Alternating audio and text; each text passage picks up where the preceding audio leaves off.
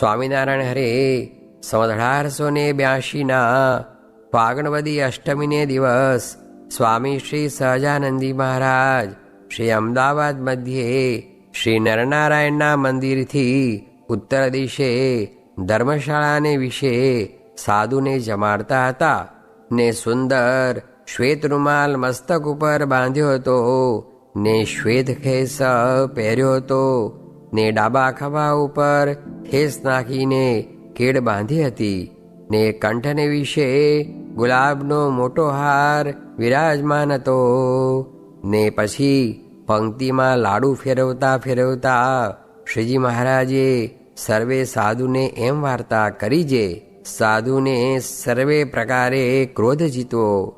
તે ક્રોધ કેવો છે તો જપ તપ જ્ઞાન એ આદિક સર્વે શુભ ગુણને નાશ કરે એવો છે ને હવે જે નિમિત્તે ક્રોધ ઉપજે છે તે નિમિત્તને કહીએ છીએ.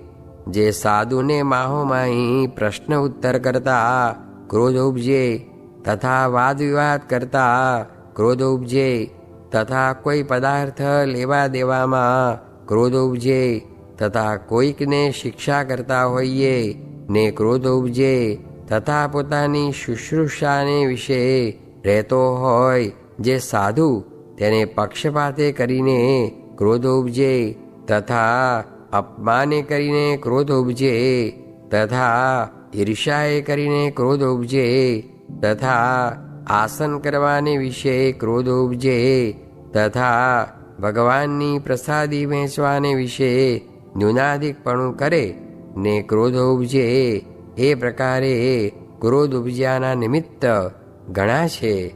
માટે તે ક્રોધ જો મોટા સાધુને ઉપજે અથવા નાના સાધુને ઉપજે તો જેની ઉપર ક્રોધ ઉપજે તેને સાષ્ટાંગ દંડવત પ્રણામ કરવો અને ગદગદ હૃદય થઈને દીનતાએ નિષ્કપટપણે કરીને રૂડા રૂડા વચન બોલીને તેને પ્રસન્ન કરવો એમ અમારી આજ્ઞા છે. અને જો કોઈક સાધુ ઉપર દ્રોહ બુદ્ધિએ સંકલ્પ થાય તો નિષ્કપટ થઈને પોતાને મુખે તે સંકલ્પ કહેવો જે હે મહારાજ આ રીતનો બુઢો સંકલ્પ તમારી ઉપર થયો ને તે સંકલ્પનો જે દોષ તેની નિવૃત્તિને અર્થે હાથ જોડીને તેની પ્રાર્થના કરવી. અને જો સાધુને ગ્રહસ્થ હરિભક્ત ઉપર ક્રોધ ઉપજે તો તે સાધુ ગ્રહસ્થની વચને કરીને પ્રાર્થના કરે અને બેઠે થકે નમસ્કાર કરે પણ સાષ્ટાંગ દંડવત ન કરે. અને જે સાંખ્યયોગી બાઈઓ છે તેમને પણ જો પરસ્પર ક્રોધ ઉપજે તથા કર્મયોગી સ્ત્રીઓને વિશે ક્રોધ ઉપજે તો વચને કરીને પ્રાર્થના કરવી ને બેઠે થકે નમસ્કાર કરવો. અને સાંખ્યયોગી પુરુષ તથા સાધુ તેમની તો એક જ રીત છે. અને જેની ઉપર ક્રોધ ઉપજે તેને આપણા સ્વામીજી શ્રી નરનારાયણ તેનો ભક્ત જાણીને તત્કાળ માન મૂકીને નમસ્કાર કરવો ને પ્રાર્થના કરવી પણ દેહ દ્રષ્ટિ ન રાખવી જે હું મોટો છું અને ઉત્તમ છું ને આ તો મોટો નથી ને નાનો છે એવી રીતે દેહ દ્રષ્ટિ ન કરવી. ને આપણા ઈષ્ટદેવ જે શ્રી નરનારાયણ તે પણ ક્રોધ તથા માન નથી રાખતા.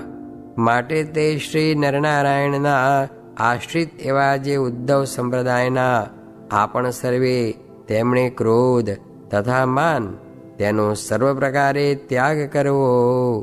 અને આજે અમે ક્રોધનું પ્રાયશ્ચિત કહ્યું છે તેને જે કરશે તેને ઉપર શ્રી નરનારાયણ પ્રસન્ન થશે ને તેનું અંતઃકરણ શુદ્ધ થશે ને તેના કામ ક્રોધ માન લોભ મદ મત્સર તે સર્વે નાશ પામી જશે. અને ક્રોધ ઉપન્યો ને જે આ પ્રાયશ્ચિત નહીં કરે તેને સર્પતુલ્ય જાણવો પણ તેને ભગવાનનો ભક્ત જાણવો નહીં. એવી રીતે શ્રીજી મહારાજે વાર્તા કરી તેને સાંભળીને સાધુ તથા સર્વ હરિભક્ત પુરુષ અને સ્ત્રીઓ પરમ આનંદ પામતા હવા ઇતિ વચનામૃતમ.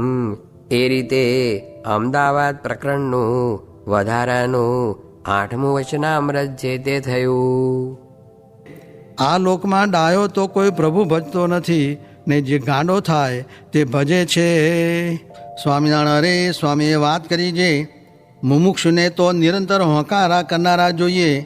તે હોય તો પ્રભુ ભજાય, નીકળતો જેમ વાડામાંથી વાઘ બકરું ઉપાડી જાય એમ થાય. સ્વામિનારાયણ અરે સ્વામીએ વાત કરી છે, જ્યાં સુધી દાઢી મૂછ ન ઉગી હોય ત્યાં સુધી તેમાં સ્ત્રીનો ભાવ કહેવાય. તે સારું એવા સામું દ્રષ્ટિ માંડીને જોવું નહીં, ને એવા સામું જોયા કરે તો સ્ત્રી સામું પણ જોવાય, માટે એવામાં હેત ન કરવું. સ્વામિનારાયણ હરે સ્વામીએ વાત કરી છે, સાધન મનને જાણે કરે છે ત્યાં સુધી મનનું રાજ ટળતું નથી, માટે ભગવાનને સાધુ કહે તેમ કરવું.